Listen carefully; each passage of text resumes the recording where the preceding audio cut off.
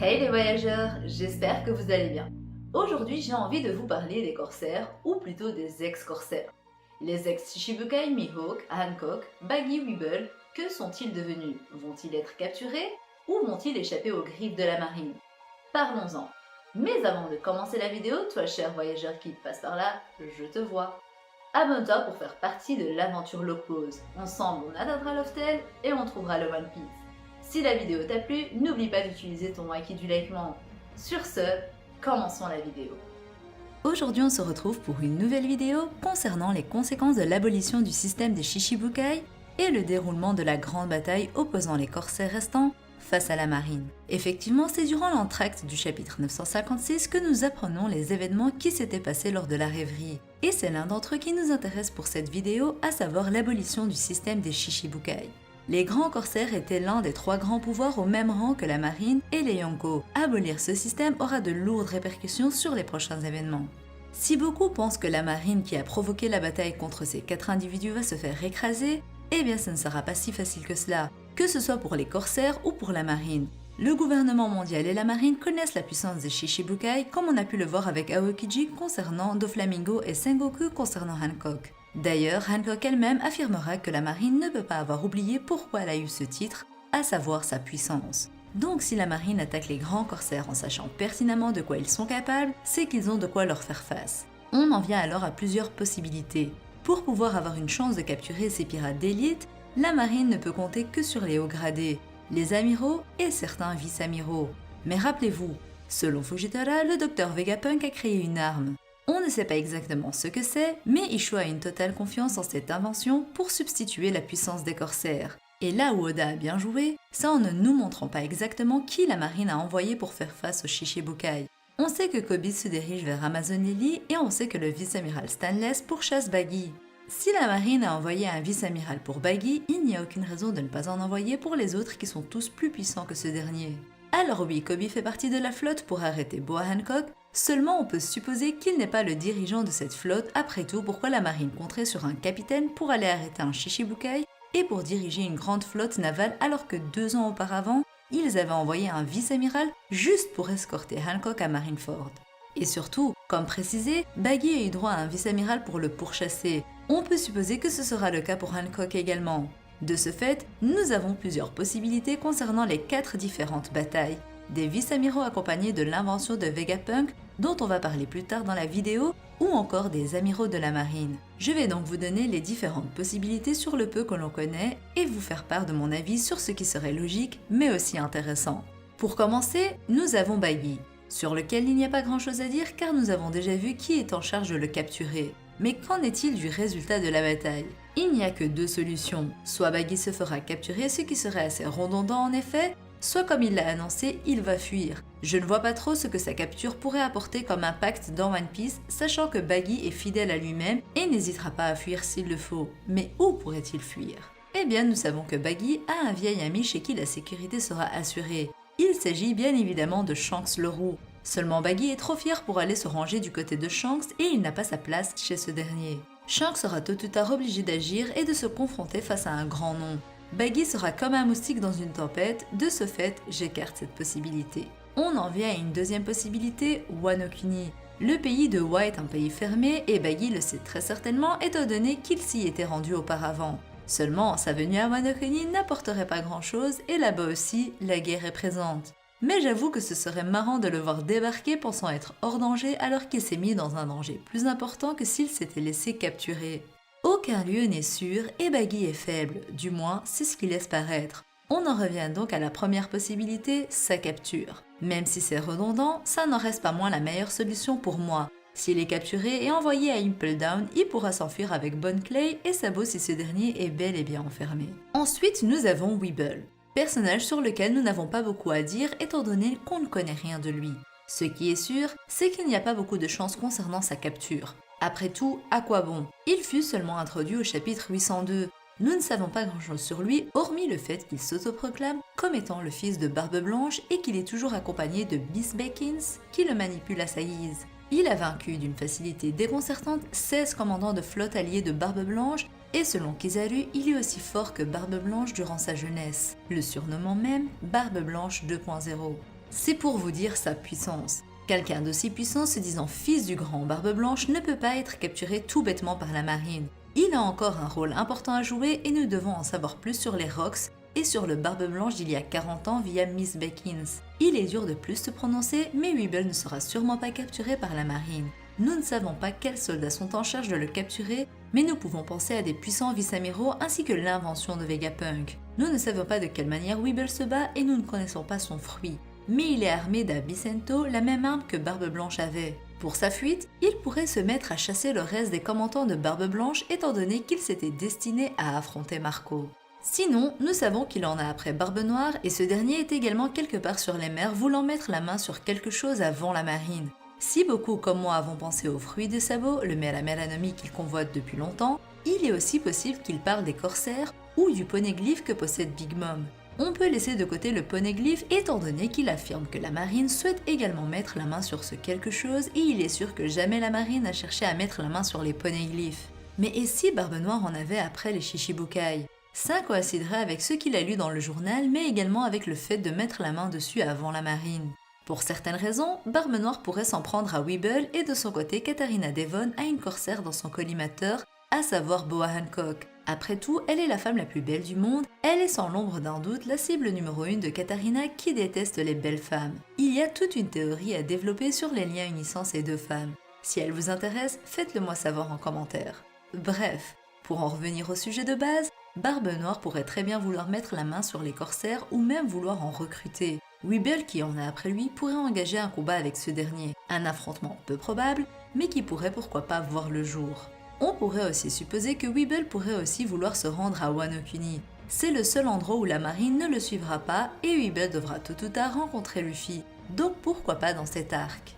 De plus, on pourrait faire le rapport avec Big Mom et Kaido et Miss Beckins étant donné que les trois faisaient partie des Rox. En effet, il est confirmé dans la vive carte de Beckins que cette dernière faisait partie du même équipage de Barbe Blanche il y a 40 ans, et cet équipage n'est nul autre que l'équipage de Rox. Ainsi, si Weeble vient accompagné de sa mère sur Wano Kuni, ce serait intéressant car on aurait une réunion des Rox et on aurait peut-être droit à un flashback sur cet équipage, et surtout sur Shebeck. Pour continuer, parlons de Mihawk, le plus puissant escrimeur du monde. Pour Mihawk, il n'y a que très peu de chances que quelqu'un de son gabarit se fasse capturer. Seulement comme je l'ai dit en début de vidéo, si la marine attaque Mihawk, c'est qu'ils sont capables de lui faire face. Surtout qu'il était déjà traqué par la marine auparavant, ils sont donc au courant de ses capacités et sa puissance. Pour ce qui est des soldats, je verrais pourquoi pas Kizaru étant un amiral, il pourrait très bien donner du fil à retordre à Œil de Faucon, ou encore Fujitola qui était également sur une flotte navale. Si la marine n'a pas envoyé d'amiral après lui, il est sûr qu'il compte sur le SSG pour le capturer avec des vice-amiraux. Mais qui seront ces vice-amiraux qui iraient chasser Takanome? Personnellement, je vois bien Onigumo ou Tokikake qui étaient candidats au poste d'amiral. Dans tous les cas, pour moi Mihawk ne sera pas capturé étant trop important pour la suite de l'œuvre. Il sera obligé de reprendre les mers et fera cavalier seul. Quelqu'un de son niveau n'a rien à craindre et si beaucoup le voient rejoindre l'équipage de Shanks, ce serait trop beau pour être vrai et surtout illogique. Mihawk est et a toujours été un solitaire, ce n'est pas pour après une vingtaine d'années changer de style de vie. Une alliance entre Shanks et Mihawk pourrait voir le jour, mais ce sera seulement une alliance temporaire. Pour terminer, parlons du dernier Shichibukai, le corsaire dont l'impact de la bataille aura le plus de conséquences, celle qui est le plus en confiance et déterminée à rester sur les lieux et gagner la bataille. Il s'agit bien évidemment de Boa Hancock. Nombreuses sont les possibilités la concernant et toutes auront un grand impact sur les prochains événements. Dans une autre vidéo, j'avais parlé de sa possible alliance avec Kobe ainsi que sa venue à Wano Kuni. Je ne parlerai donc pas de cette possibilité dans cette vidéo. Lorsque Boa Hancock s'est vu retirer son titre et entouré par la marine, la panique a pris place au sein des Amazones de l'île. Quant à elle, Hancock n'a montré aucune crainte, seulement un sourire audacieux et confiant évoquant le fait qu'elle a eu ce titre pour sa puissance uniquement. En ce qui concerne les possibles affrontements, je vois bien Tsuru et Momusagi ou Momonga qui avaient déjà été envoyés pour l'escorter à Marineford.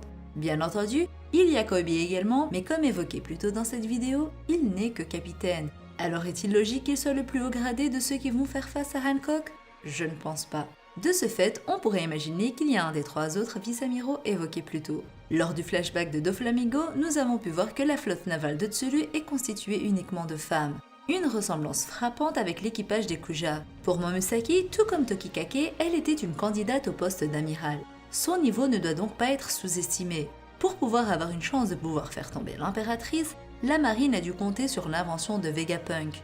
Hancock ne semble pas craindre la marine au vu de sa force, mais ce n'est pas pareil pour le peuple. Bien que les Kuja sont réputés dans le monde entier pour une maîtrise poussée, avancée des deux acquis, elle reste un peuple, des civils et comme l'a dit Nyonba durant l'arc Amazonili, il y a des enfants et des personnes âgées. Si Hancock venait à perdre son titre, ce serait une catastrophe pour son peuple. Ainsi, au vu de ses responsabilités, sa capture est totalement possible. On peut donc songer qu'elle se rende, mais elle semble prête à se battre. Au vu de son fruit des démons et sa maîtrise des acquis, que ce soit Koby ou d'autres soldats, selon moi, ils n'ont aucune chance au corps à corps. C'est à ce moment que le SSG devra rentrer en jeu et faire ses preuves.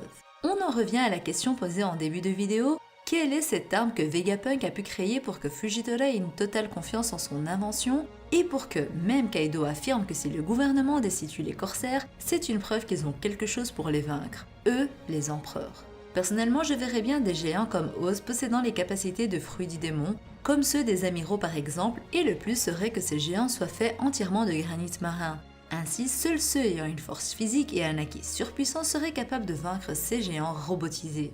Il y a donc deux possibilités comme pour les autres corsaires. Soit Hancock perd et se fait capturer, soit elle gagne.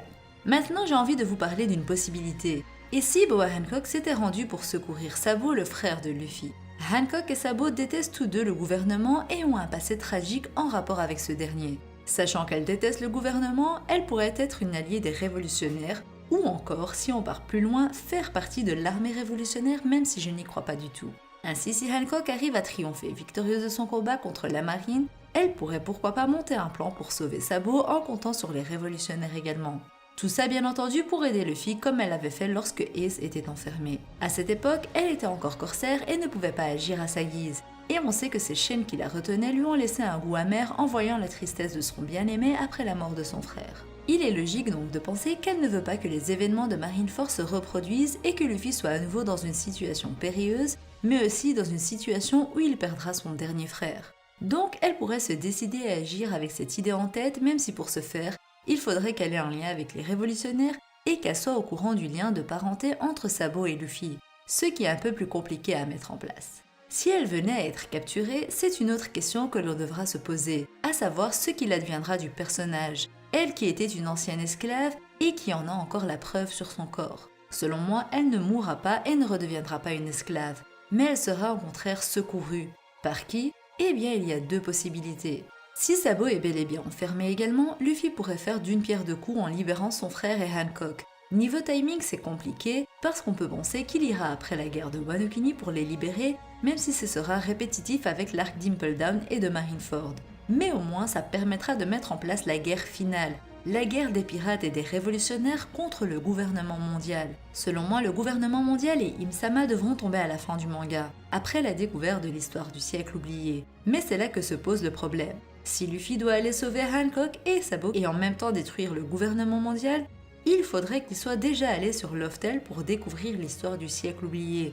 Mais dans ce cas, ce serait bien trop long pour la libération de Hancock et Sabo qui seront en danger.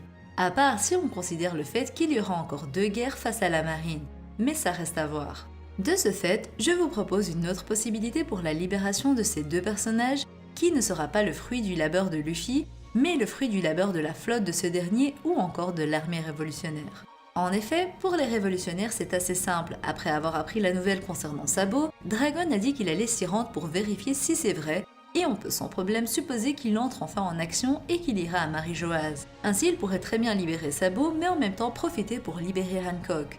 Bizarrement, Dragon est au courant de beaucoup de choses sur Luffy. On peut donc supposer qu'il est au courant pour sa relation avec Hancock. Et puis, tel père tel fils, Luffy a bien libéré des criminels sans sourciller pour l'aider. Dragon pourrait en faire de même. Il y a une autre possibilité, c'est que ce soit la flotte de Luffy qui aide Hancock à s'enfuir. En effet, on avait pu voir Léo et Sai présents à Marijoaz. Ainsi, on peut supposer qu'ils seront au courant pour Sabo et qu'ils voudront le sauver et en même temps, ils en profiteront pour sauver Hancock. Lorsque la flotte a été établie, le narrateur avait précisé qu'ils auront un rôle majeur effectuant une action des plus impressionnantes. Ainsi, on peut supposer que cette action est la libération de Hancock et de Sabo, le tout en agissant dans l'intérêt de leur capitaine, Monkey D. Luffy. Et vous, qu'en pensez-vous? Quel sera le futur des corsaires? Qui sera capturé selon vous et qui ne le sera pas? Dites-moi tout ça dans les commentaires et si la vidéo vous a plu, n'hésitez pas à me le dire et à me le montrer avec votre acquis du likement. Sur ce, je vous dis à la prochaine et d'ici là, portez-vous bien. Bisous!